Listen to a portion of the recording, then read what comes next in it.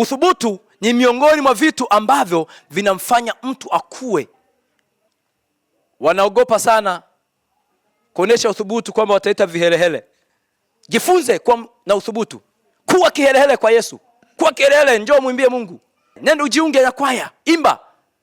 Eda mwalimu wa kwaya amekwambia jamani natamani mtu mmoja au simame hapa aimbe. Ajaribu kuimba katika solo hii. Kuwa kihelehele, simama hata kama hujui.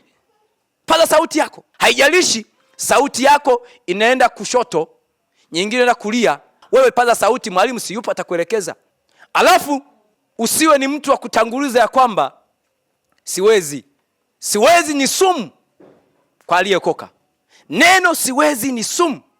Biblia inasema ya kwamba tunayaweza mambo yote katika yeye atutie nguvu. Kwa hiyo kuwa na uthubutu. Unapoonesha uthubutu, utaona baraka za Bwana juu yako. Utaona Mungu atakavyokuinua kwa sababu umekuwa na uthubutu kuifanya kazi yake. Utaona jinsi Mungu atakavyokupandisha na kukupaisha katika huduma yako ulionayo. Haijalishi ni katika huduma ya ushemasi, haijalishi ni katika huduma ya uimbaji, haijalishi ni katika huduma yoyote ndani ya kanisa. Unapoonesha uthubutu mbele za Bwana, lazima Mungu hatakuacha hivyo ulivyo. Lazima atakupandisha. Maana yake umekuwa ni kelele.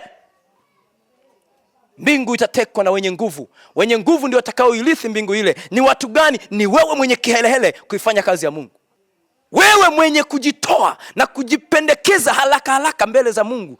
Wewe ndio utakayekuwa wa kwanza kuirithi mbingu. Kwa sababu wanaoirithi mbingu ni wenye nguvu. Na mwenye nguvu ni nani? Ni wewe unaoonyesha uthubutu kuifanya kazi ya Mungu.